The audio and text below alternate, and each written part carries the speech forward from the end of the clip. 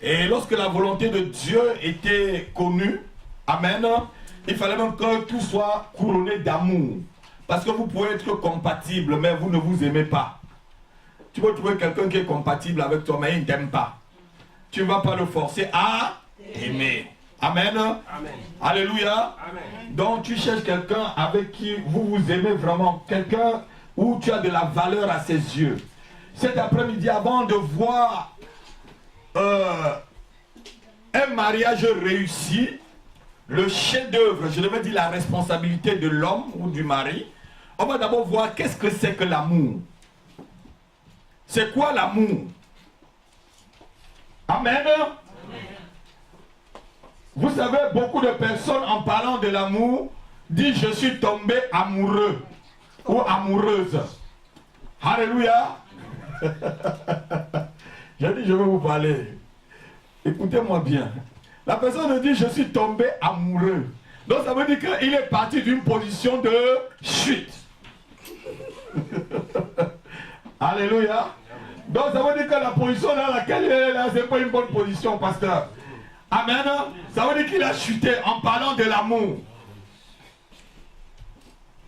Quelqu'un qui est tombé, est-ce qu'il peut faire encore quelque chose de bien?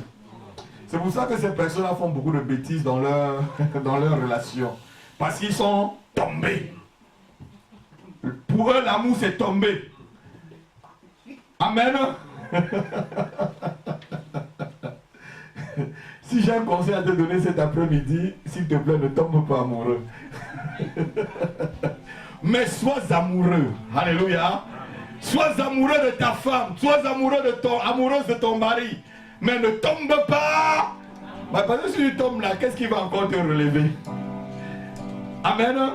Donc l'amour, ce n'est pas tomber. C'est un sentiment vraiment qu'on est debout. D'autres racontent que lorsqu'ils sont tombés vraiment amoureux, ils ne dorment même plus. Vous avez déjà vu quelqu'un comme ça? Le cœur bat. Il dit lorsque je suis tombé amoureux, mon cœur bat rapidement. Non, ça c'est les émotions que tu ne contrôles pas. Amen. Amen.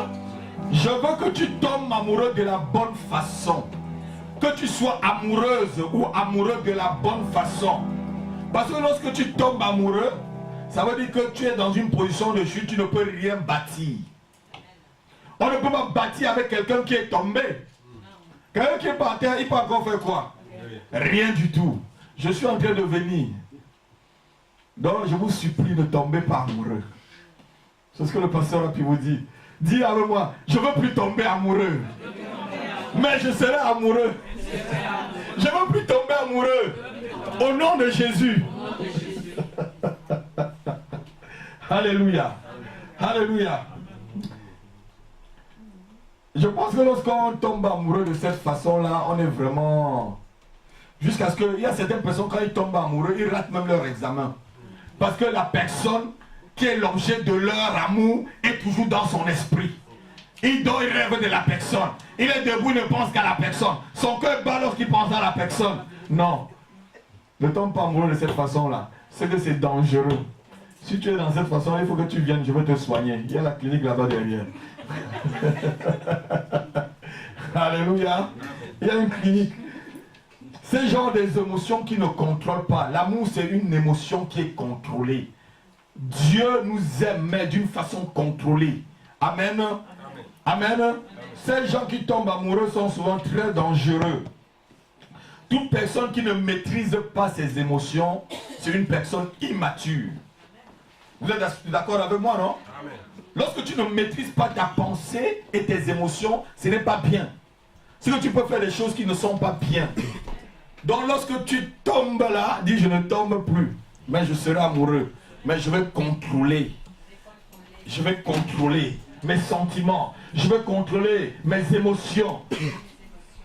On va lire un verset biblique, vous allez voir. C'est quelqu'un dans la Bible qui a fait quelque chose. Il était tombé amoureux de sa sœur. Et vous allez voir qu'il ne dort même pas. Il était troublé, il était malade. 2 Samuel 13, verset 1 à 2. 2 Samuel chapitre 13, verset 1 à 2. Je veux que l'église m'écoute vraiment cet après-midi. Si tu m'écoutes, beaucoup de choses vont se passer dans ton couple. Quelqu'un peut le lire, 2 Samuel.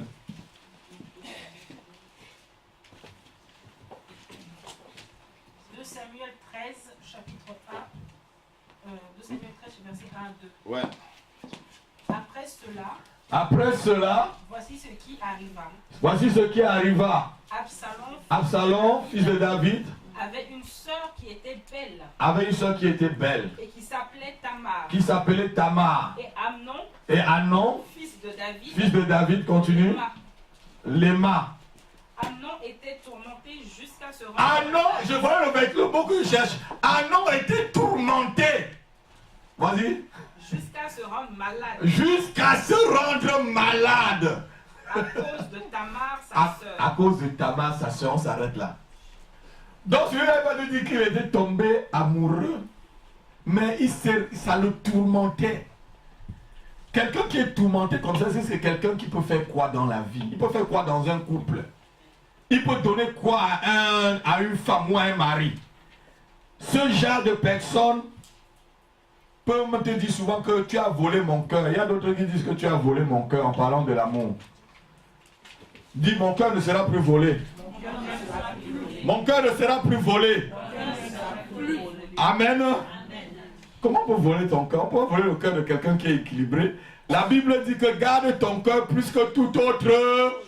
Et tu me dis qu'on a volé ton cœur. Amen. Avant de parler du mariage, on va parler de l'amour. Parce que le mariage, c'est la consécration de l'amour. C'est ce que je vous ai dit la semaine dernière. Donc il faut que vous sachiez d'abord ce que c'est que l'amour. Comment aimer dans votre couple? Comment aimer votre mari? Comment aimer votre femme? C'est pourquoi j'introduis par ce que c'est que l'amour. Le cœur n'est pas fait pour aimer une seule personne. Il y a aussi des gens qui disent que j'ai aimé seulement un seul homme. C'est le dernier. J'ai aimé seulement une seule femme. Non. Le cœur n'est pas fait pour aimer une seule personne. C'est pour aimer une seule personne, c'est que Dieu ne t'aimait pas. Parce qu'il a eu un fils unique. Tu peux aimer plusieurs personnes, mais de manière différente. Est-ce que vous me comprenez? Amen. Vous pouvez aimer des gens. L'amour que j'ai pour ma femme, ce n'est pas l'amour que j'ai pour mon fils. L'amour que j'ai pour mon pasteur, ce n'est pas l'amour que j'ai pour tel. Alléluia. On peut aimer plusieurs personnes, mais de façon différente. Il ne faut pas être figé. Il y a des gens, j'ai rencontré une soeur un jour, elle n'était pas mariée. Et en parlant, j'ai compris qu'elle a aimé un homme qui aujourd'hui est marié ailleurs. Et elle a dit qu'elle n'aime que cet homme. Une soeur, elle est vraiment sauvée. Hein? Elle est remplie du Saint-Esprit, elle parle en langue et tout. J'ai dit, ma soeur, tu as un problème. Elle dit, non, pasteur, puis j'ai dit, non, tu as un problème. Pour elle, c'était seul. J'ai dit, mais cette personne n'est pas créée que pour toi. Tu déverses ton amour envers une personne. Si la personne ne reçoit pas cet amour, tu la reprends. Si c'est une émotion vraiment contrôlée, on va le voir tout à l'heure, tu la reprends. Parce que l'amour, c'est béni, non? Comment quelqu'un peut devenir le martyr? Elle était devenue un martyr de l'amour. Alléluia! L'amour est une émotion sainte et contrôlée. Amen.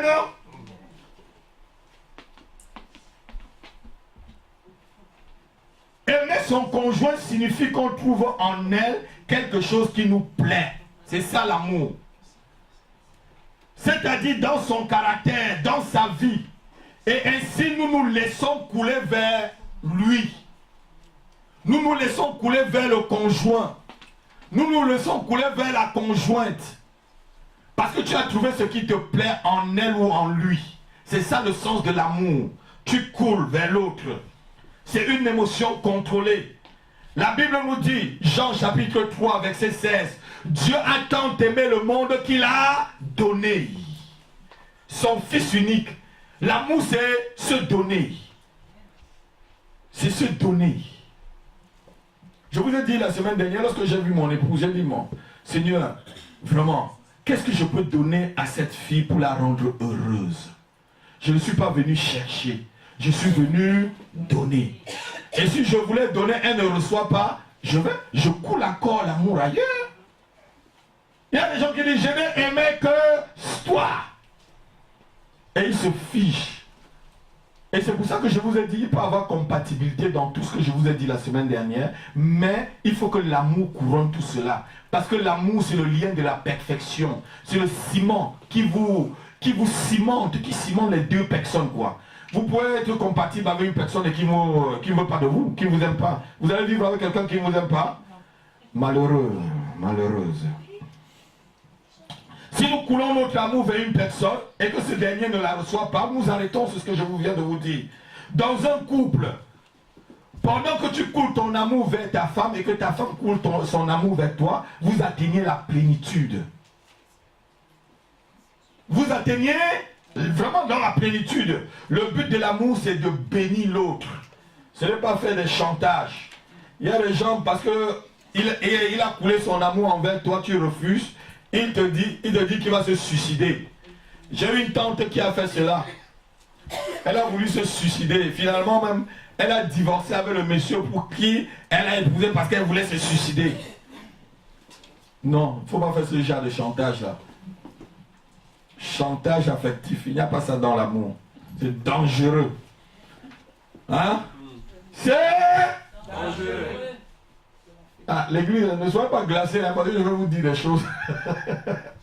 Hein? C'est dangereux. Si une personne ne reçoit pas mon amour, je peux la couler vers une autre personne. Quand quelqu'un fait ce genre de chantage, c'est qu'il n'a jamais aimé. C'est elle-même, c'est la personne, il s'aime lui-même. Si tu sais aimer, tu sais bénir. Amen. Vous êtes d'accord avec moi? Amen. Hein? Si tu sais aimer, frère, tu sais bénir. C'est les gens qui s'aiment eux-mêmes. Ils te disent que l'amour. Notez un autre grand point, l'amour peut mourir. Dites avec moi, l'amour peut mourir. L'amour peut mourir. L'amour peut mourir si l'on ne l'entretient pas. L'amour est comme une fleur. Si l'on l'arrose, elle va grandir et porter du fruit. Mais si l'on ne l'arrose pas, elle meurt. L'amour peut être aussi considéré comme une plante où on donne de la nourriture tous les jours. C'est ça l'amour. Il y a des couples où l'amour est mort depuis longtemps, mais eux ils s'aiment encore dans leur tête.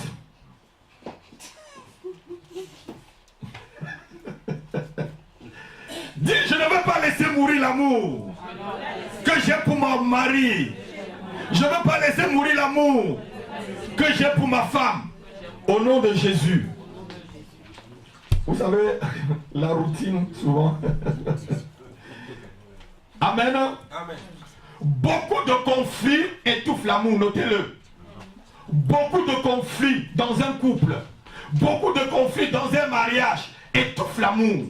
Beaucoup de disputes, beaucoup d'incompréhensions, beaucoup de c'est et là, des zigzanis étouffent le vrai amour entre vous. Est-ce que quelqu'un m'entend cet après-midi? Donc il faut éviter. Voici quelques actes qui peuvent tuer l'amour dans un couple. Notez-le. 1. L'impolitesse. L'impolitesse envers son conjoint. Quand monsieur arrive ou madame arrive, tu le reçois, tu la reçois déjà ou tu le reçois à la porte. Et passe par ici. Hein? Tu crois de quoi? Passe par ici. Assois-toi là. Tu me parles comme ça, je fais ta valise, tu vas rentrer chez tes parents le même jour. Je range ta valise, tu retournes chez tes parents. Parce qu'on dit qu'en Christ, on ne se sépare pas. Hein? Parle-moi comme ça, tu retournes chez tes parents. Alléluia. Amen. Il y a des gens parce qu'ils comprennent que dans le Seigneur, on ne doit pas divorcer. Et ils se marient avec des enfants de Dieu pour les créer la vie difficile. Le mariage, ce n'est pas la prison. Il faut être poli, gentil envers l'autre. On n'est pas avec des esprits dans la maison. Le mariage, ce n'est pas seulement spirituel. Hein?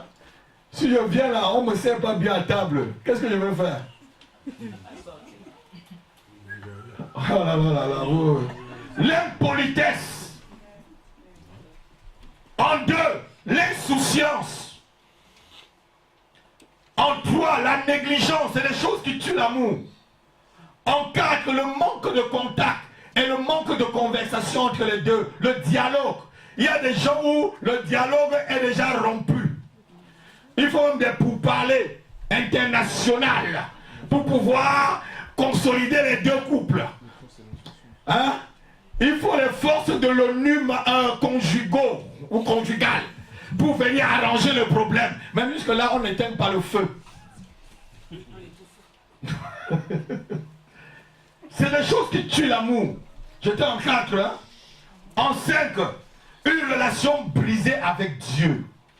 Lorsque tu brises ta relation avec Dieu, tu brises aussi ta relation avec le conjoint. Lorsque ta relation est brisée avec le Seigneur, dans ton mariage, même les relations peuvent être brisées. Parce que tu ne vas plus aux sources de l'amour pour pouvoir puiser et venir déverser sur le conjoint. En 6, la dévalorisation de l'autre. Il y a des gens qui dévalorisent leur conjoint. Ah, regarde-moi cette femme-là. Hein? On avait un monsieur derrière notre maison, il appelait sa femme saleté. Saleté, il appelait sa femme saleté, il demandait à son fils, saleté a préparé quoi, Gabriel, son fils? Comment une dame comme ça peut... Il y a des gens qui ne savent pas rendre une femme heureuse. Il appelait sa femme, tout petit, il appelait sa femme saleté. Non, il ne faut pas dévaloriser son mari. Il ne faut pas dévaloriser sa femme. Ta femme et toi, vous êtes un. On va voir tout à l'heure. Si elle est saleté, c'est que toi-même tu es saleté. Alléluia. En 7, le manque d'attention. Il y a dans des couples, il n'y a plus d'attention. Toutes ces choses-là, quand tu manques d'attention envers ton mari ou envers ton conjoint, ça tue ton mariage. Je dis le jour que vous allez venir ici, que je vous marie, je vais vous marier. Je vais vous marier. Et je vous aurai tout dit. Je passerai maintenant au salut des âmes. Oui, je passerai maintenant. Mon but, c'est que les gens soient sauvés. Et que dans leur couple, je leur ai déjà dit la vérité. Alléluia. Dans le manque d'attention vers l'autre, dans un couple chrétien où Dieu est même au centre du mariage, si le conjoint a brisé sa relation avec Dieu, il peut avoir des problèmes dans ce mariage-là, alors que Dieu est au centre de ce mariage. S'il y a toutes ces choses-là, l'insouciance, l'impolitesse, tout ce que je viens de citer, s'il y a ça dans le couple, vous allez avoir des problèmes, même si vous êtes chrétien, même si vous priez comme l'apôtre Paul, même si vous parlez en langue. Amen. Amen. Beaucoup de mariages commencent par l'amour, mais petit à petit, les conjoints entrent dans la routine. Et après, l'amour meurt. Elle sort par la fenêtre, parce qu'on est entré dans la routine. On prend l'autre pour acquis. On n'a plus de petites attentions envers l'autre. Des petits mots d'amour, chérie, ma duchesse, ma marquise. Alléluia. On n'écrit plus des poèmes d'amour, des lettres d'amour. On entre dans la routine. Après, l'amour sort par la fenêtre. Vous allez dire que c'est qui? Ce n'est pas le diable qui est entré dans votre maison. Vous-même, vous avez tué l'amour dans votre couple. Parce que l'amour peut mourir. C'est comme une plante. Hein? Cette plante du printemps, si on ne l'arrose pas, elle va se faner. Hein? Alors? Vous êtes d'accord avec moi? Amen. Oh, le pasteur a pu dire des choses.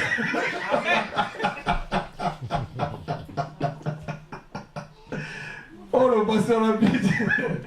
La plante du printemps va se faner si elle n'est pas arrosée avec des belles paroles. Tu n'offres même plus de fleurs à ton époux ou à ton épouse. Le jour de son anniversaire, tu ne connais même plus. Rien. Rien. Même pas des petits textos pour chérie. Et quand il te donne quelque chose, tu ne demandes pas quelque chose avec s'il te plaît. Ah, donne-moi ça. C'est ta bonne ou c'est ton boy? Tu me dis donne-moi ça, tu vas voir. On va te dire qui est le pasteur à pille. Tu sentiras toi-même. Alléluia. Amen. Amen. Ma fille est en train de dire yes. Oui, ça je pense. Il y a beaucoup que c'est eux qui ont tué l'amour dans leur couple. Il n'y a pas de démon. Vous allez chasser le démon 1000 ans. Chasse d'abord le démon qui est en toi, ton propre caractère. Ta bouche. Vous allez voir tout à l'heure là. Tu es le prophète de ta maison et la prophétesse de ce que tu as prophétisé sur ton propre couple. On va le voir. Ne vous inquiétez pas, ça arrive. Amen. Amen. Amen. Amen. Un grand point, grand 2. Comment dénouer des rapports de force et faire grandir l'amour dans le couple? En grand 2. Comment dénouer les rapports de force? Il y a dans les couples, c'est les rapports de force. On va voir qui est plus fort, qui est plus gagnant, qui est ceci. Comment dénouer cela et faire grandir l'amour dans le couple? On va le voir. Avant qu'on le voie, le travail de n'importe qui, il faut savoir où on est en train d'aller. Vous êtes d'accord avec moi? On change de message, on commence à prêcher. Vous voulez que si quelqu'un veut que je change de message, il me dit, hein, lève la main. J'arrête? Si tu es content, lève ta main. Amen. Lève la main, levez au moins si vous êtes vraiment content. Amen. Comment dénouer les rapports de force et bâtir l'amour dans le couple? Amen. Comment dénouer les rapports de force et bâtir l'amour dans notre couple? Nous avons déjà dit que l'amour peut mourir. L'amour peut mourir si on ne l'entretient pas dans le couple. Si tu n'entretiens pas ton amour, l'amour entre ta femme et toi, même entre tes enfants, si vous n'entretenez pas, l'amour meurt. Vous êtes d'accord avec moi? Oui, oui. Et les rapports de force maintenant là, on va voir.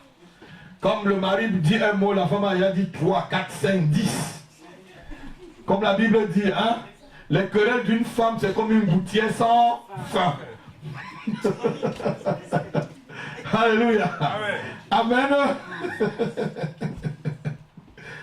Les conjoints ont un devoir, entretenir l'amour entre eux pour dénouer les rapports de force.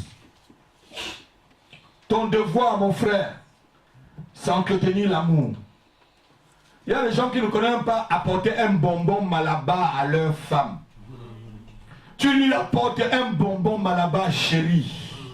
Voici tout ce que j'avais et je te le donne avec mon amour. Elle va prendre, ce n'est qu'un bonbon qui ne coûte même pas 1 €. Mais son cœur va être dans la joie. Elle va faire la cuisine en sifflotant. Elle va repasser tes habits en chantant. Alléluia.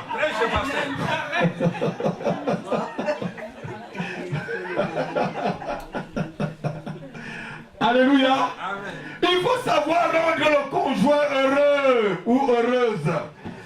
Amen. Amen.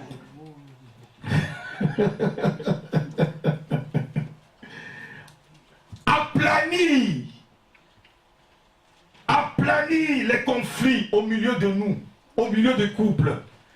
C'est le travail de 2 personnes.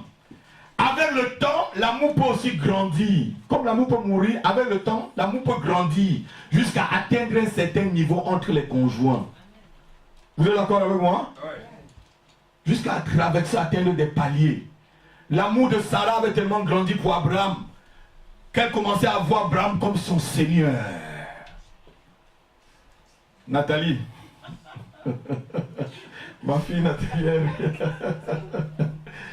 Alléluia. Elle a commencé à dire à Abraham, Seigneur. Avec l'amour qu'elle avait pour son mari. Donc l'amour peut grandir et atteindre un niveau plus supérieur, aller de gloire en gloire. Amen. Amen. Si on apporte des ingrédients nécessaires, les vierges sages avaient de l'huile dans leur lampe. C'était pour entretenir toujours cet amour avec le Seigneur. Si tu n'entretiens pas ton amour avec ton conjoint, cet amour va mourir. Et il y a souvent des couples qui se cassent comme ça alors que Dieu est au milieu du couple. Ils n'ont pas su comment vraiment entretenir cet amour pour que ça puisse grandir. Amen. Amen. Amen. Amen. Je vais vous donner quelques points qui vont vous aider à garder votre amour plus grand envers votre conjoint dans le mariage. Premier point. Il faut prendre la décision de ôter de sa vie ce qui déplaît à son conjoint. Est-ce que tu peux regarder ta femme ou ton mari et dire chérie, je t'aime? Regarde ton conjoint à côté de toi, regarde. Où sont les mariés là? Regarde, tu dis je t'aime. Oui, regarde l'autre est par là. Moi je t'aime ma femme. Amen. Alléluia. Il faut développer en toi ce qui va plaire à l'autre. Oh.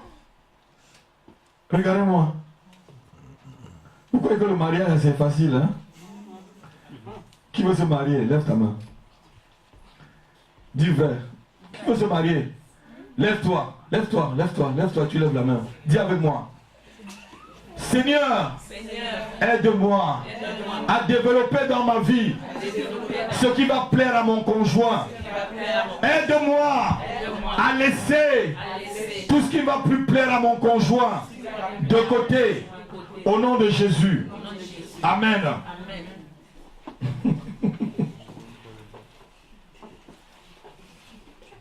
Donc il faut faire tout pour enlever tes mauvais caractères. Si tu sais que quelque chose ne plaît pas à ton conjoint, tu enlèves. C'est la règle d'or. Matthieu chapitre 7, verset 12. Ne faites pas à l'autre ce que vous ne voulez pas qu'on vous fasse. Ah, vous savez bien, c'est bien dans votre tête. Et quand la situation arrive, mettez là, Matthieu chapitre 7, verset 12. Amen. Tout ce que vous voulez que les hommes fassent pour vous, faites-le de même pour eux. Car c'est la loi et les... Mais la loi et les prophètes, c'est toute la Bible. Amen. Amen. Toi, tu ne veux pas qu'on fasse quelque chose, mais tu fais pour l'autre. Tu supportes. Dieu a dit de pardonner. Hein? Dieu a dit de pardonner 7 fois, 77 fois. Amen. Amen. Diable, tu me fais ça, tu vas me voir. Tu vas voir de quel gang je mets. Bah, tu sais ce que tu es en train de faire. On ne tente pas le Seigneur. Vous êtes d'accord avec moi, non? Et deuxième point, pour garder l'amour plus grand, accepter de bâtir dans sa vie ce qui plaît à son conjoint. Si ton conjoint aime quelque chose, bâtis cela dans ta vie. On me regarde glacé. C'est un travail, hein, ma fille. Vous que vous voulez vous marier, c'est un travail. Concession. Amen. En 3, il faut savoir demander pardon et reconnaître ses erreurs et ses fautes sans se justifier. Il faut savoir demander pardon. Il y a des hommes qui ne demandent jamais pardon. Ils sont les gros lions là dans la maison. Vous croyez que Dieu vient chercher les lions? Il est déjà 8 lions. Lui-même est déjà le lion de la tribu de Juda. Il faut savoir faire profil bas quand il y a un problème. C'est ça. Il faut savoir demander pardon. Il y a des gens où on n'entend jamais pardon dans leur bouche. On ne demande jamais pardon à sa femme ni à son mari. Parce qu'il veut toujours avoir raison. En 4, accepter d'être perdant lorsqu'il y a une discussion ou un conflit conjugal. Accepte d'être perdant. Amen. Ma fille Latifa. Accepte d'être perdant.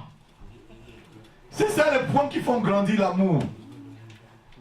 En 5, savoir faire le pas vers la réconciliation sans chercher à donner tort à son conjoint. Lorsque j'ai rencontré mon époux, je lui ai donné le terrain de la réconciliation. C'était dans la chambre. Lorsqu'on était fiancés, j'ai dit que s'il y a un problème, le terrain de la réconciliation, ce n'est pas au salon. Les gens, ce qu'on dit chez nous ne doit pas sortir dehors. Je vous ai dit la semaine dernière, les gens qui sont extravertis, tout ce qu'ils disent, ça sort dehors. Tout ce qu'on dit dans le mariage, on entend ça dans la rue. Alléluia. Amen. Ce n'est pas ça l'amour. Il faut savoir faire des concessions. C'est ça le sens de l'amour dans le mariage. En 6, arrêtez de faire des critiques contre son conjoint. Regardez-moi. Qui a l'habitude de critiquer son conjoint? Lève ta main. Ta délivrance est tout de suite là. Lève-toi et tu dis, Seigneur, je te demande pardon. Lève-toi, lève-toi, lève-toi. Mets-toi debout. Seigneur, je te demande pardon. Toutes les fois que j'ai prophétisé le malheur sur mon mari, Seigneur, pardonne-moi. J'ai dans ma maison le produit de ma prophétie. Pardonne-moi. Je change cet après-midi. Au nom de Jésus. Amen. Critiquer. Critiquer son conjoint. Lorsque je suis allé au Cameroun avec ma femme, il y a une de mes tantes qui a vu ma femme. Elle a commencé à dire, est-ce qu'elle peut même préparer l'homme cuit? Je lui ai dit, laissez-la, même si elle ne prépare pas l'homme cuit, elle prépare ce qu'on prépare chez les blancs et je mange. Je n'ai pas mis à critiquer ma femme. Si je vous dis, ah oui, c'est pas une bamileke. Tu vois Dieu la voir comme une bamileke. On va voir ça tout à l'heure. Critiquer sa femme. Prendre sa femme pour aller chez sa belle famille. Décortiquer sa femme.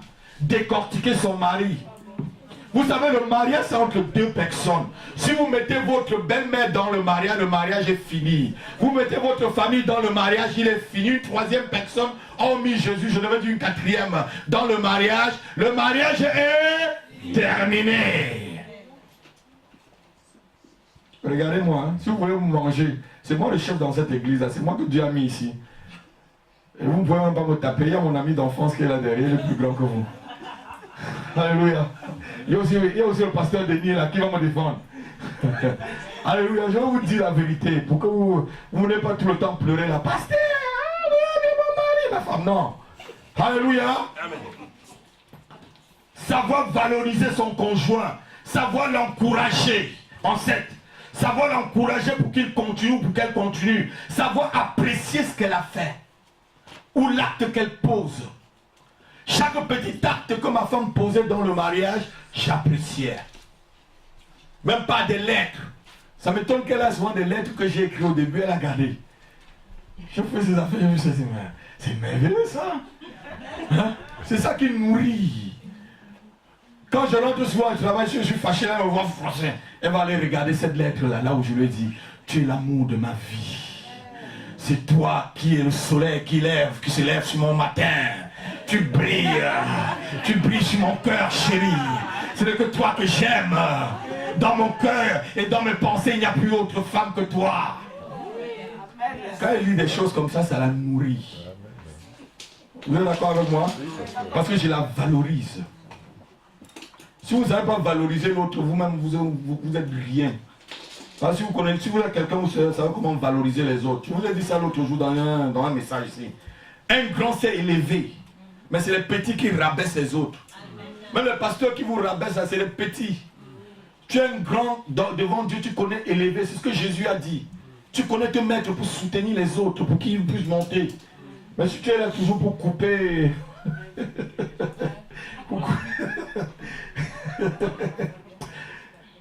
En 8, être engagé à aimer Dieu plus que toute autre chose. C'est les choses qui vont faire grandir l'amour. Parce que si tu n'aimes pas Dieu, comment ton conjoint va avoir confiance en toi? Je vous ai dit la semaine dernière, poursuis Dieu et ton mari va te poursuivre. Poursuis Dieu et ta femme va te poursuivre. Mais essaie de dévier à côté. On va vous dire que vous priez en langue dans cette église, vous n'allez pas croire. Tu vas faire Korababa, Shakarabara, il va revenir là, tu vas mettre la nourriture, il va taper les pieds dessus. Ça c'est même quoi ça? Parce que tu n'as pas une bonne relation avec Dieu. Quand tu as une bonne relation avec Dieu, Dieu déverse l'amour et la sécurité dans ton couple, dans la vie de ta femme. Elle est sécurisée, ton mari est sécurisé. Il faut couvrir les fautes de son conjoint. Regardez-moi. Couvre les fautes. L'amour couvre une multitude de péchés. Et alors pourquoi vous ne couvrez pas ses fautes? Quand il fait quelque chose de mauvais, pourquoi vous mettez ça dans la rue? pasteur, est-ce que tu as entendu ce qu'on a fait? Il y a un ami un jour qui est venu me dire que un de ses diacres, on avait fait l'embargo dans la maison depuis, je crois que je t'avais raconté cette histoire. Sa femme avait fait l'embargo à la maison pendant 6 mois. Et quand le frère veut parler, je vais dire au pasteur. Comme le frère est diacre à l'église, il tremble. Le frère veut bouger, je vais dire au pasteur.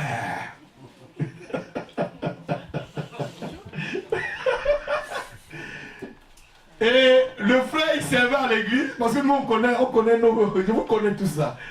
Et bien le pasteur voit, mais son diable ce n'est plus vraiment ce gars-là. Il appelle un peu au bureau, il dit, viens me voir. Il vient. Il dit, mais qu'est-ce qu'il ne va pas dire mon vieux? Il se met à pleurer. Il dit qu'il y a embargo. Il dit, mais embargo, comment il y a embargo? Il explique quoi? Il a expliqué. Et ça fait 6 mois que sa femme lui faisait des chantages. Parce qu'ils sont en Europe. Le pasteur a appelé la soeur dans le bureau. Et si tu dis encore ça à ton mari, je vais lui demander de te gifler. Elle a regardé le pasteur. Quoi? En Afrique, tu peux lui faire ça? Parce que ici, on va mettre les assistants sociaux. Tu peux lui parler comme ça en Afrique? À partir d'aujourd'hui, là, retournez chez vous. Renversez ce mur d'embargo là, ce soir même, dans la maison.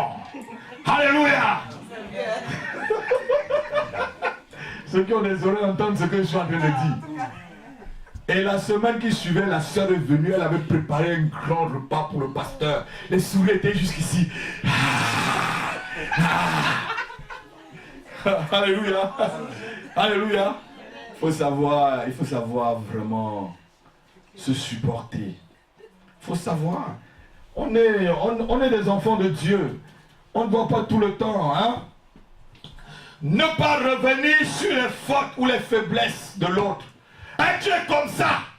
Et tu es toujours comme ça. Depuis que je t'ai épousé là, tu n'as jamais changé. C'est toujours comme ça que tu es. Si tu sais que ton conjoint a une faiblesse, ne va plus là-dessus, ne joue plus sur ce terrain-là. Prie. Amen. Amen. Prie. Vous savez, lorsque je me suis marié, j'ai vu ma femme et je ne voyais que c'est faute. J'ai pris une retraite, j'en avais marre, j'ai pris une retraite de 3 jours. Je suis allé hors de Paris. Et quand je me ferme directement à l'hôtel, je me mets à genoux, Dieu commence à me montrer des bonnes qualités que ma femme avait. Et là où elle était forte, j'étais trop faible. Et là où j'étais fort, elle était trop faible. Alléluia. Je me suis levé, j'ai dit merci Seigneur. Merci Seigneur, merci Seigneur, je commençais à écrire. Et je suis revenu, je n'étais plus la même personne. Là où elle était faible, c'est là où je suis trop fort. Et là où je suis trop faible, c'est là où elle est très forte. Le Seigneur m'a dit non, c'est pour que vous puissiez vous compléter. Que je vous ai mis ensemble. J'ai dit merci Seigneur. Merci, j'ai entendu. Amen. Il faut vous changer les preuves d'amour, comme j'ai dit tout à l'heure, des cadeaux, des lettres d'amour, des fleurs, des poèmes, des clins d'œil, une attention particulière. Souvent quand je vois souvent ma femme, un clin d'œil, c'est déjà ce que je dis. Même selon ma tête. Si je fais quelque chose de la tête, là, vous allez voir, elle va se lever faire quelque chose. Parce qu'elle sait. Même avec les yeux, on parle. Amen. Vous êtes d'accord avec moi? Vous voulez que j'arrête? Alléluia. Tout cela va développer et faire grandir l'amour au milieu de vous. Il y a beaucoup de choses que nous pouvons dire à propos de l'amour. Mais nous allons nous arrêter maintenant ici, entrer vraiment dans le sujet du séminaire. Dis avec moi. Un mariage réussi. La responsabilité de l'homme. La responsabilité du mari. Un mariage réussi. La responsabilité du mari. Alléluia.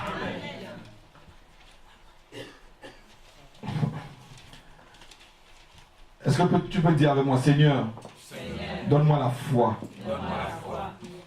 de recevoir ta parole dans mon cœur et non dans ma tête. Au nom de Jésus. Cet après-midi, nous allons entrer dans les choses profondes. la responsabilité de l'homme dans le mariage. Si tu as ton mari près de toi, tiens-le bien, parce que bientôt tu vas se secouer sur la chaise. Parce que je vais te dire là, ça va le secouer sur Alléluia. Amen. Amen. Mais tout ce que je dois dire, c'est pour vous aider à grandir. Il y a un de mes fils spirituels qui m'a dit dernièrement, pasteur, lorsque je rentre à la maison, lorsque je finis le travail, pardon, je n'ai pas envie de rentrer chez moi. Mais je dis, mais pourquoi? Il dit, parce que ça ne va pas. J'appréhende quand je vais rentrer chez moi parce qu'il va encore avoir des disputes. Amen. Il avait des problèmes conjugaux.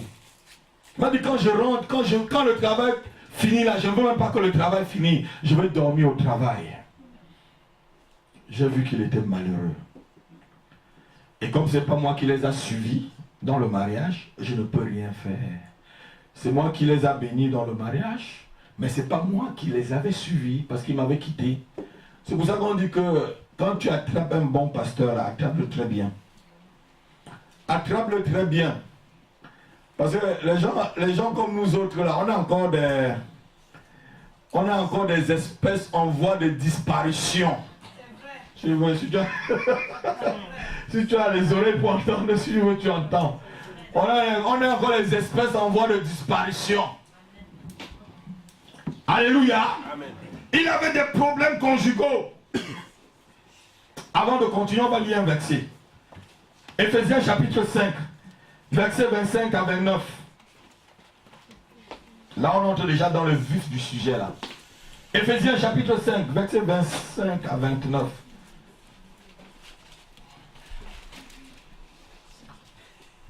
Qui s'occupe là?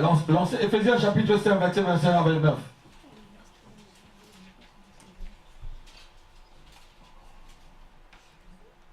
Marie,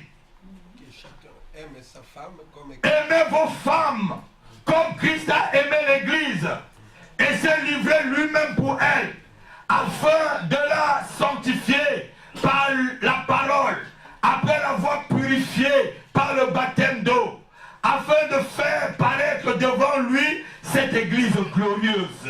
Dites avec moi, sans tache, ni ride, ni rien de semblable, mais sainte et irréprochable. C'est ainsi que les maris doivent aimer leur femme comme leur propre corps. Celui qui aime sa femme s'aime lui-même. Dis amen avec moi. Amen. Dieu recommande à l'homme d'aimer sa femme comme Christ a aimé l'Église. Qu'est-ce que cela veut dire? Cela veut dire ceci. Il faut que l'amour de Christ, l'amour que Christ a pour l'Église, soit dans le cœur du mari pour sa femme. Ah. Amen. Est-ce que quelqu'un m'entend là? Amen. Si tu n'as pas l'amour divin, l'amour naturel meurt, comme on a vu tout à l'heure. L'amour naturel périt. Il faut avoir l'amour de Dieu qui est versé dans ton cœur par le Saint-Esprit chaque jour, pour que tu puisses déverser cela vers ta femme. Vous savez, les hommes n'aiment pas beaucoup souvent. Regardez-moi, messieurs les hommes là. Les hommes aiment beaucoup avec réserve. Vous êtes d'accord? L'homme aime doucement, doucement. Vous êtes d'accord avec moi? Vous tous les frères, les pépés que vous êtes là, hein? Vous êtes d'accord, non? Oui. C'est les femmes qui sont souvent entières dans leur amour. Et c'est pour ça qu'elles sont aussi déçues en premier. Quand la femme vient, elle l'aime complètement une seule fois. Parce que Dieu a créé la femme émotionnelle et l'homme est fonctionnel. Alléluia. Amen. La femme marche par les émotions. Amen. Aucun mari n'a la capacité d'aimer sa femme naturellement d'une façon continue. Tu n'as pas la capacité. L'amour naturel ne dure pas longtemps. Pour que le mari aime sa femme d'une façon soutenue, il faut qu'il demande à Dieu un amour surnaturel. C'est avec un amour surnaturel que Christ aime l'Église. Vous êtes d'accord avec moi? Les yeux commencent à sortir, regardez là. J'ai dit après ça, c'est stop. On lance une autre étape. Amen. Donc, tu dois demander l'amour surnaturel qui vient dans ta vie à travers le Saint-Esprit, messieurs.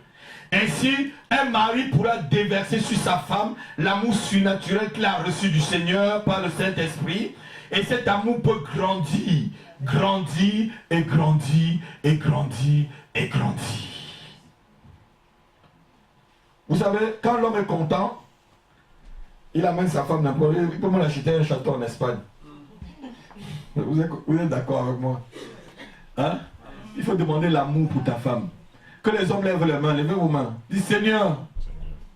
Dites avec moi, Seigneur. Seigneur. Déverse dans mon cœur. Déverse dans mon cœur. Ton amour surnaturel. Ton amour surnaturel. Pour que je puisse aimer ma femme. D'une façon continue. Au nom de Jésus. Au nom de Jésus. Amen. Amen. Si tu n'as pas fait cette prière, c'est que tu es suspect. Amen, pasteur. L'amour que tu reçois par le Saint-Esprit va impacter la vie de ta femme. Amen. Et ça va faire qu'elle s'épanouit. Tu vas trouver une révolution. Il y a des hommes qui ne savent pas révolutionner la vie de leur femme. Tu vas la voir révolutionner. Alléluia. Amen. Tout ce que nous venons de voir depuis le début nous amène à affirmer que le mari est le prophète de sa femme. Dis avec moi, je suis le prophète de ma femme. Je suis le prophète de ma femme. Je suis le prophète de ma famille. Je suis le prophète de ma famille. Le mari est le prophète de sa femme. Ta femme est devenue ce que toi-même tu as dit qu'elle est, frère. La femme qui est chez toi, là, c'est toi qui l'as fabriquée.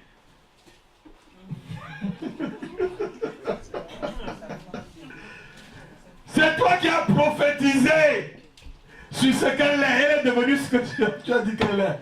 Alléluia. Si tu la vois comme une mauvaise femme, elle va être une mauvaise femme. Qu'est-ce que tu veux? Tu es le prophète de ta famille. Ta femme est le fruit de ta prophétie. Même tes enfants sont le fruit de ta prophétie. La Bible dit que la mort et la vie sont au pouvoir de la langue. C'est ça, non? On va le lire, Proverbe. Chapitre 18, verset 21. La mort et la vie.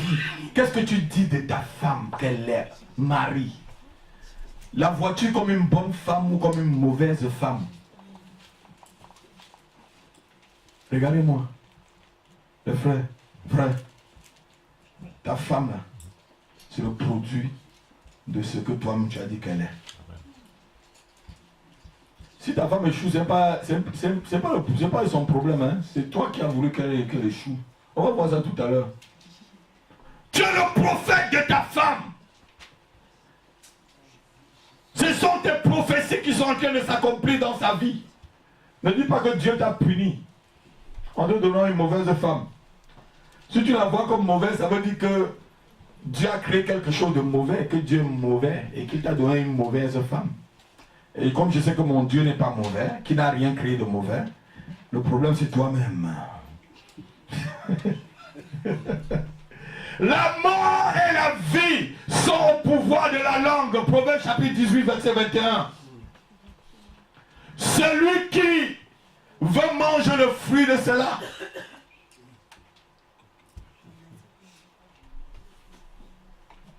Ne venez pas taper la tête du pasteur à pied. La mort et la vie sont au pouvoir de la... Quiconque quoi aime, en mangera quoi? Mais si tu dis tous les jours que ta femme est une mauvaise femme, comme le monsieur où je vous ai dit, il appelait sa femme Salete Nakonga Priya. Il voyait son fils en route. Salete Mema Nakonga Priya. Il appelait sa femme Salete. Franchement. Tu es avec une femme qui couche avec toi dans le même lit et tu l'appelles saleté. Si elle est saletée, toi-même tu es saletée. C'est le résultat de ta prophétie qui se réalise. Messieurs les hommes qui m'entendent. Alléluia. Amen. Alléluia. Amen. Ce qui arrive à ta femme est ta responsabilité car tu es le prophète de ta maison. Souvent tu arrives dans la maison, tu dis, ah il y a toujours le désordre dans cette maison, on ne vit jamais en paix. Non, on ne vivra jamais en paix chez toi. Tu arrives déjà à la porte, tu commences à crier. Il y a une soeur qui m'a dit un jour que quand son mari met la clé sur la porte, elle peut vider sur elle, quoi. Elle commence à trembler. Parce que ça va être encore des horreurs qu'elle va entendre. Mais un jour, une soeur comme ça va se révolutionner et puis on va dire que le mariage va marcher. Mais c'est le produit de ce que toi-même qu'est-ce que tu produis chez toi? Alléluia. Amen. Tu récoltes ce que toi-même tu as sémé. C'est ça la vérité. C'est effrayant de comprendre que franchement, certaines choses qui passent dans nos vies, nous sommes vraiment les acteurs de cela. C'est très effrayant de comprendre que nous sommes responsables de certaines choses. Vous êtes d'accord avec moi, non? Nous sommes souvent les acteurs, comme je l'ai dit dans mon livre qui est au fond là, libérer des chaînes, là, les bêtes féroces. Je vous parle comment c'est-à-dire, on change les paroles qu'on a prononcées sur nous, quoi. Déprogrammer les paroles méchantes, les prophéties de malheur qu'on a prophétisées sur toi. Moi, on est souvent les acteurs de ce qui nous arrive.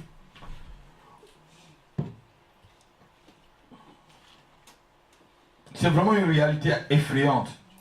Et beaucoup de gens ont aussi un piètre, je le disais avec ma fille au bureau tout à l'heure, les gens ont souvent un piètre opinion d'eux-mêmes. Et de la même façon qu'ils se voient, ils voient les autres. Et quand on a une piètre opinion de sa propre personne, on fait des piètres plans. On a des piètres projets. On n'a même pas le plan qu'on peut épouser une belle femme. La semaine passée, je vous ai dit, si tu es un aigle, il faut épouser un autre aigle, afin que vous puissiez vous envoler. Alléluia. Amen. Si tu es un lion, cherche au moins une panthère. Mais si tu es un aigle, tu prends un poussin. Quand tu vas vouloir t'envoler, tu vas envoler. Ou si tu es un lion, tu cherches un chat domestique. Tu dis on y va, goum. Il fait miaou. Tu m'annonces, chérie, on y va. Miaou. Tu vas prendre les jeter. Parce que tu as un piètre opinion de toi-même. Il faut faire des vrais plans. Il faut te voir grand. Le jour où je vous parlerai de la domination 3D, sur les 3 dimensions, où Dieu demande que nous on doit dominer, ça va révolutionner votre esprit. Les gens se voient trop petits, trop rien et tout, pour dire qu'ils sont spirituels. Vous voyez, c'est le spirituel, ça? Le spirituel, c'est être grand. Parce que c'est le spirituel qui contrôle le physique. C'est le spirituel qui contrôle le naturel. Amen. Alléluia. Si tu es vraiment spirituel, tu te vois grand. Amen. Fausse humilité. Tu dis amen, là, je veux te voir changer. Quand tu vas changer, l'église va changer. Est-ce que tu t'es déjà regardé un jour dans un miroir, tu dis que je suis une belle personne? Amen. Souvent je me regarde, je dis, mais Seigneur, tu m'as créé beau, hein? Je me tourne un peu là, je dis, oh, qu'est-ce que tu m'as fait beau? Mais David pouvait bien le dire. Je ne suis pas en train de me vanter. David dit, mais je te loue, Seigneur, parce que tu as fait de moi une merveilleuse créature. Tu ne t'aimes même pas, comment tu vas aimer l'autre? Tu ne t'aimes même pas d'abord toi-même. Comment tu vas déverser? Qu'est-ce que tu as pour donner à l'autre? Rien, nada, zéro eau. Après vous venez fatiguer le pasteur. Quel est le regard que les conjoints doivent avoir dans le mariage? Comment le mari doit regarder sa femme? On va le lire. Genèse chapitre 1, verset 26 à 27.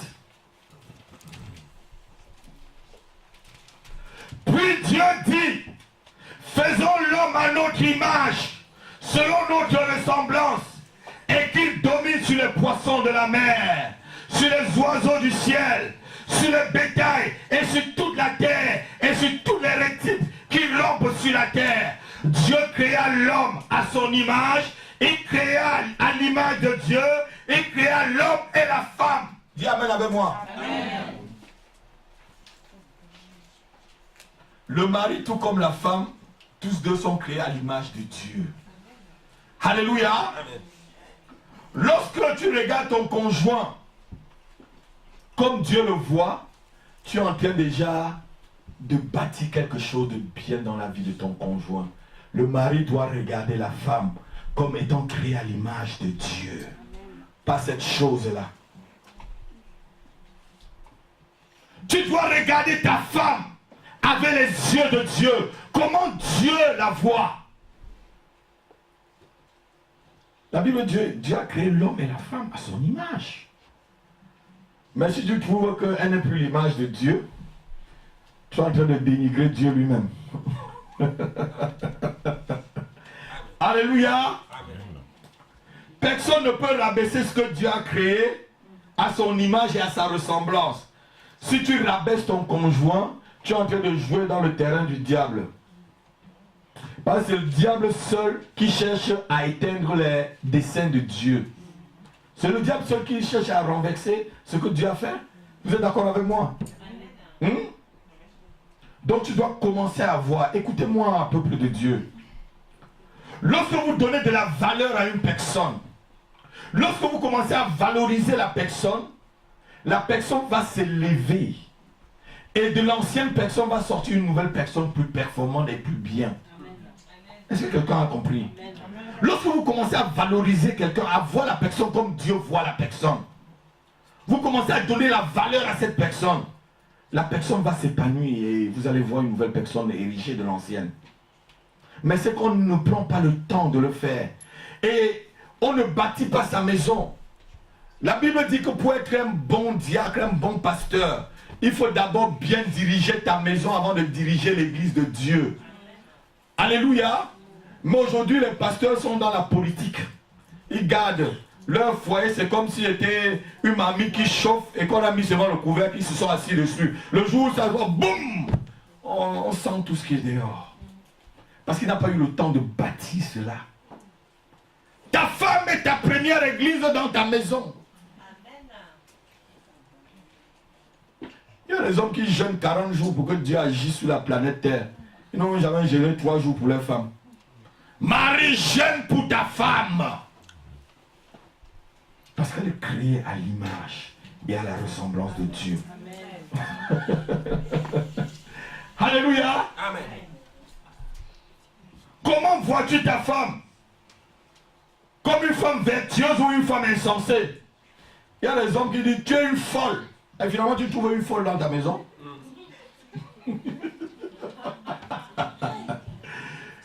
Oui, tu es folle, mais finalement tu vas la trouver folle. C'est toi qui as prophétisé, non? Tu as créé la femme qui est chez toi, n'accuse personne. C'est ce que je te dis là depuis.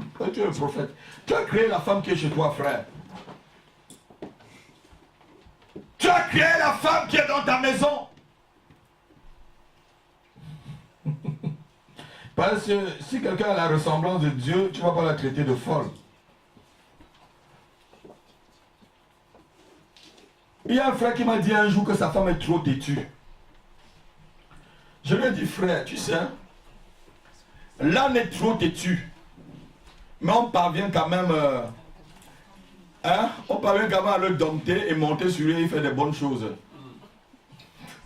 C'est sur l'âne que le Seigneur Jésus est monté pour entrer en Jérusalem, non? J'ai dit, frère, ta femme n'est pas trop têtue. C'est toi qui ne veux rien comprendre. Tu n'as rien à leur donner. Et il allait me manger. S'il pouvait me taper, heureusement que je suis quelqu'un de colosse. Ouais, j'ai pas peur de vous dire la vérité. Vous savez, je ne vous flatte pas. Amen. Je vous dis ce que Dieu me demande de vous dire. Parce que ce que je fais, c'est une vocation. Ce n'est pas un travail. Je l'ai reçu. Malheur à moi si je ne le fais pas. Si je ne le fais pas, je ne serai pas heureux dans ma vie. C'est pour ça que je le fais de tout mon cœur. Vous savez, je suis bamileke, hein. Si je veux faire les affaires, je connais comment faire des grosses affaires. Je connais même des secteurs d'affaires en Europe là où je ne m'en lance même pas. Parce que ça va m'empêcher de remplir ma vocation. Ce que j'ai accepté faire pour le Seigneur. Donc je ne vous flatte pas. Quand je vois quelqu'un, je lui dis la vérité, je lui dis. Il y a des gens qui sont venus, il y a des pas, si tu veux, je le chasse même. Est-ce que je mens? C'est vrai, moi je vous dis la vérité. Jésus lui-même ne chassait pas les gens. Parce qu'il savait que ce qu'il dit c'est précieux. Ce qu'il dit c'est de la vie. Pierre a dit, Seigneur, où devons-nous aller? Parce que tu as les paroles de la vie éternelle. Tu dis que ta femme est têtue, elle n'est pas têtue. L'âne est trop têtu, non? C'est vrai, non? Mais c'est pas l'âne qui laboure les champs et tout ça. Alléluia. Ta femme est le produit de ta prophétie.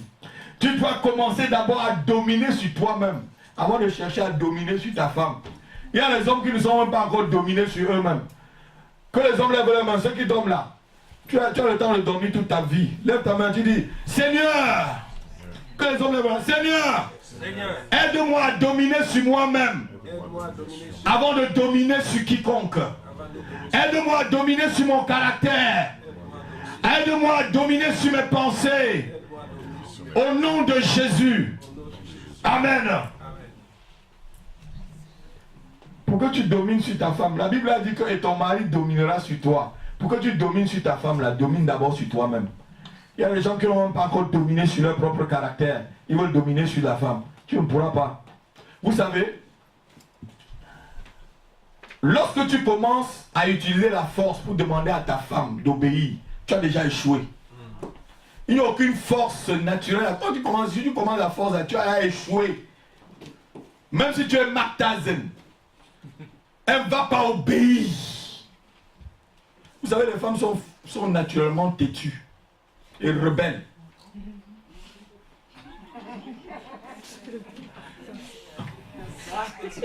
Regardez-moi, pasteur, tu veux comprendre la dose de la semaine prochaine, tu auras ta dose, une parenthèse. Alléluia. Donc, tu ne peux pas utiliser la force pour demander à une femme d'obéir. Il faut que tu développes quelque chose en toi qui l'amène à te suivre, qui l'amène à t'obéir, qui l'amène à se soumettre joyeusement. Et même volontairement. Mais j'aime plutôt joyeusement. La soumission joyeuse. Mais si tu n'as pas développé cette chose en elle, qu'est-ce qu'il va te faire? Qu'est-ce qui va la plaire? Un vieux, excuse-moi le mot, un vieux con qui est à la maison, qui ne connaît même pas le Seigneur, elle va faire quoi avec les cheveux déjà blancs et tout, ridés, qu'est-ce qu'elle va... Mais si tu es quelqu'un qui a développé une bonne relation avec Dieu, elle va avoir confiance. Et tu te lèves tous les jours, tu dis, Seigneur, je n'ai qu'une femme dans mes pensées, dans mon cœur. C'est celle que tu m'as donnée, celle que j'ai épousée. Seigneur, tu sais que je n'ai qu'une seule femme dans mon cœur. Je n'ai qu'une seule femme dans mes pensées. Quand tu es un tel homme, Dieu crée une synergie. Alléluia. Et on va croire qu'il y a la magie, il n'y a pas la magie. Nathalie rit. Ma fille. Alléluia. Donc le mari doit commencer à dominer sur lui-même avant de chercher à dominer sur ta femme. Dieu dit qu'il domine. Marie commence à dominer sur des systèmes de valeurs. Il y a des systèmes de valeurs que nous venons dans le mariage avec, alors que ça n'a rien à y voir avec Dieu. Il y a des hommes qui arrivent à 2 h le matin, ils veulent que madame vienne les servir en lavant même les pieds. Tu vois, c'est écrit où dans la Bible qu'à 2 h le matin, quelqu'un va arriver chez lui, sa dame va venir à table, le regarder, l'admirer quand il est en train de manger. C'est écrit où ça? C'est écrit où?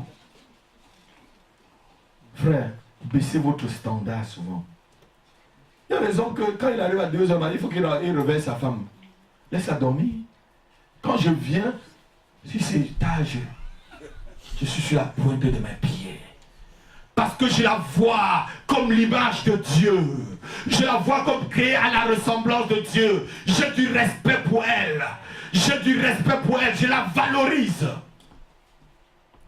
Mais si tu viens, c'est moi le chef. Elle ne doit jamais t'obéir. Vous allez être toujours dans des rapports de force. Alléluia. Et l'obéissance. Vous croyez que c'est simple, frère, de faire obéir ta femme? Si tu marches comme la parole de Dieu le dit, elle n'a pas besoin de beaucoup de choses. Elle dit seulement un petit bonbon Malabar. Tu viens avec un bonbon Malabar et tu lui dis, chérie de tous mes amours, je t'aime, je n'ai que ce bonbon Malabar pour t'offrir. Prends-le avec mon amour. Elle va prendre et manger. Je vous ai dit, elle va siffloter là en repassant tes habits. Mais viens là, elle va souvent même... Tu vas amener un habit, si tu ne l'entretiens pas très bien, frère, elle va même brûler ta chemise. Elle va mettre le feu sur ta chemise, elle va mettre la nourriture à la cuisine, elle va oublier même que ta chemise était là et que la nourriture était à la cuisine. Elle va brûler ta chemise. Et quand tu vas rentrer le soir, il y aura beaucoup de sel dans la nourriture. Quand elle prépare la... Tu viens, pousse devant toi. Alléluia. Amen. C'est les choses que je vous dis pour votre délivrance. Dis avec moi, Seigneur, délivre-moi de mes systèmes de valeurs que j'ai amenés dans mon couple. Au nom de Jésus.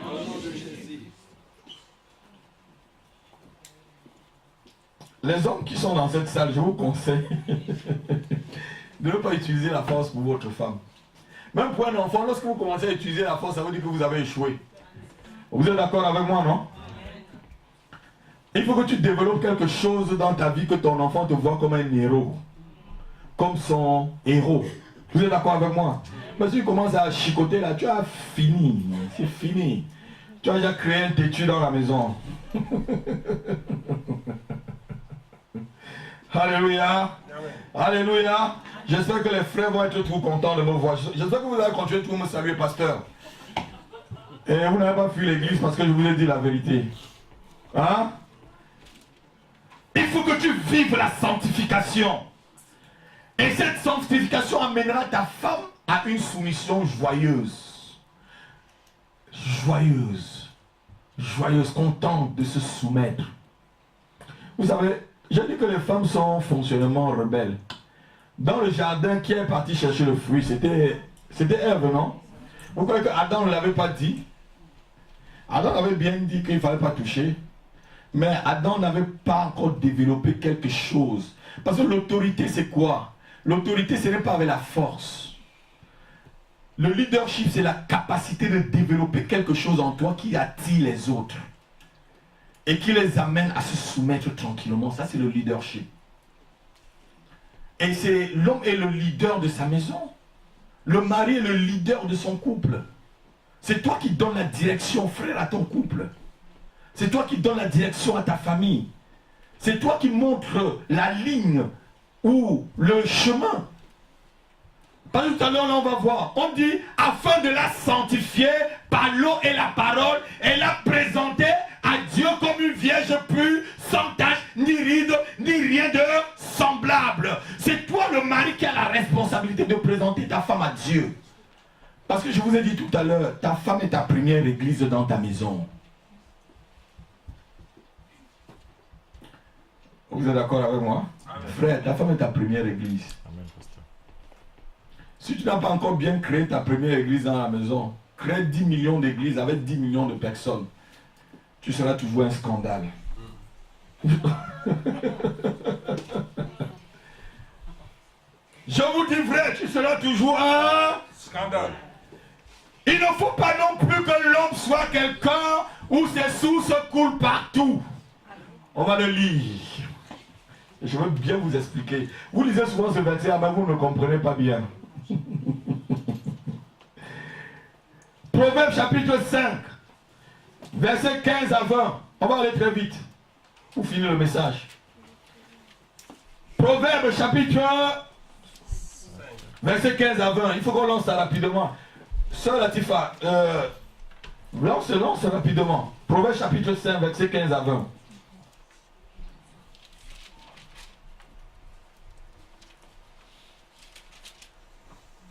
Bois les eaux de ta citerne.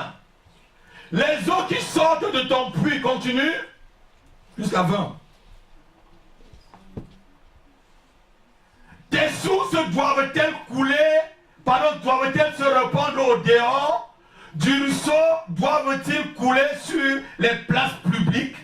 Continue jusqu'à 20. Je vais lire dans ma Bible rapidement pour qu'on avance.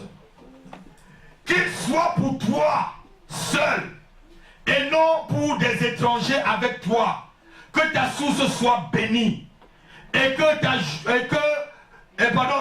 de ta joie la femme de ta jeunesse, biche de tes amours, gazelle pleine de grâce. Sois en tout temps enivré de ses charmes, sans cesse épris de son amour. Et pourquoi, mon fils, cela tu es pris d'une étrangère et embrasses-tu le sein d'une inconnue? Qu'est-ce que ce verset veut dire? Ce verset veut dire tout simplement que l'homme ne doit pas être quelqu'un d'adultère. Tes sources ne doivent pas couler partout. La Bible te dit, sois épris du charme de ta femme chaque jour. Biche de mes amours. Biche de mes amours. Gazelle pleine de grâce. Est-ce que tu peux lui dire ça le matin? Gazelle pleine de grâce.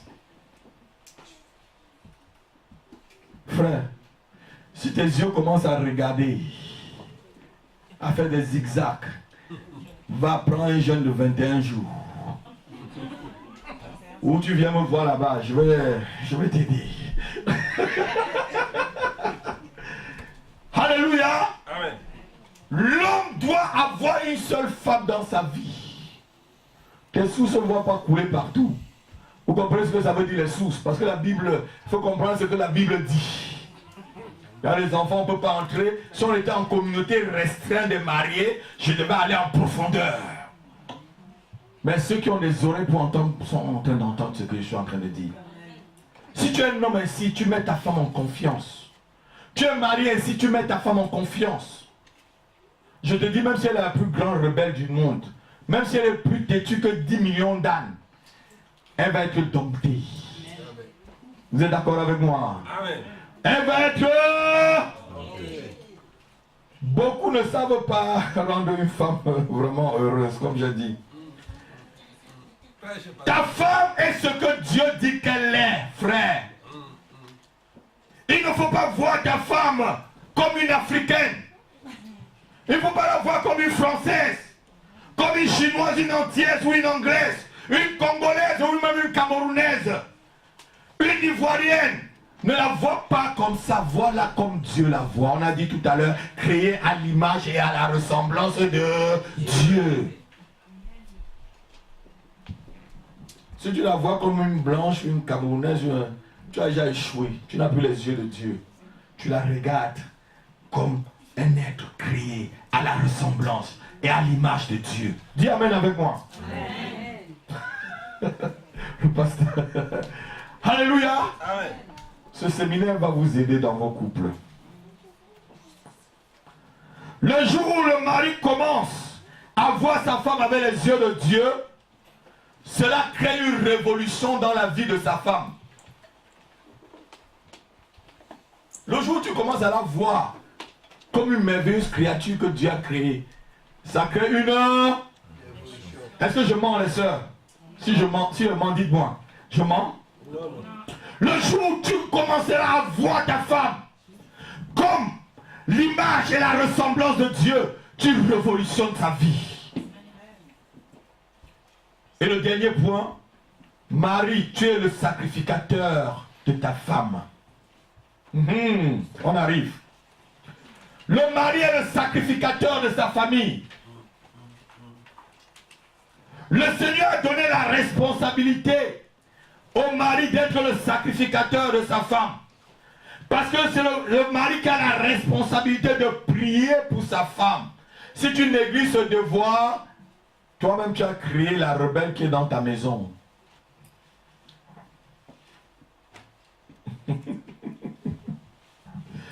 C'est pas un message comme les autres. C'est pas un message où vous êtes prospère, les démons vont partir, où les gens vont crier dans la salle. Si tu négliges de prier pour ta femme, frère, parce que tu es le sacrificateur de ta maison. Le rôle du sacrificateur, c'est de faire quoi? Prier pour le peuple, non? Le mari est le sacrificateur de sa femme. Le mari doit avoir un cahier de prière dans lequel il a noté les changements qu'il veut, il souhaite ou même qu'il veut voir dans la vie de sa femme. Si tu veux créer une femme vertueuse, c'est toi qui créeras cette femme vertueuse. Si tu veux une femme intelligente, c'est toi qui créeras cette femme intelligente. Parce que tu es le sacrificateur. Ce qui n'est pas fait dans la prière n'est jamais fait. Ce qui n'est pas fait dans la prière n'est même pas du tout fait, ma fille. Amen. Ce qui n'est pas fait dans la prière n'est pas du tout fait. Amen. L'homme est le sacrificateur de la femme. Ce que nous ne faisons pas pour notre femme en priant, nous ne l'avons pas du tout fait. Vous savez, j'ai un cahier de prière personnel. Vous savez, depuis longtemps on est mariés. Ma femme ne connaît pas mon cahier de prière personnel. On a un cahier de prière familial. On a un cahier de prière pour l'église. Là, on peut se partager. Mais mon cahier de prière personnel, que j'ai noté, je prie. Ça, c'est moi. Alléluia. Où je note ce que j'ai besoin. Quand je vois le Seigneur a exaucé, je marque exaucé, merci Seigneur. Je ne dis rien et je continue à apprécier. Le Seigneur a exaucé, ah merci Seigneur. Transformation. Alléluia. Parce que ce que tu dois faire, c'est toi qui bâtis ta femme dans la prière, frère. Ta femme est le produit de ton jeûne et de tes prières. Un sacrificateur doit jeûner pour le peuple. Tu dois jeûner pour ta femme. Tout à l'heure, j'ai dit qu'il y a des hommes et des hommes de Dieu même qui jeûnent pour que Dieu agisse dans leur ministère. Ils peuvent jeûner 40 jours pour que Dieu agisse dans la France. Ils ne jeûnent pas pour une partie de la France qui est à la maison avec eux, qui est leur propre femme. Toi qui écoutes le message, combien de fois, combien de jours tu as jeûné pour ta femme? Si elle est ce que tu es, ce qu'elle est, c'est parce que tu n'as pas jeûné pour elle et prié. Prends des jours de jeûne pour ta femme, frère. Tu sors, tu pars. Tu dis, chérie, je m'en vais en retraite. Elle ne sait pas que tu vas en retraite pour elle-même. Et quand tu viens, tu sors de la montagne, tu es comme Moïse.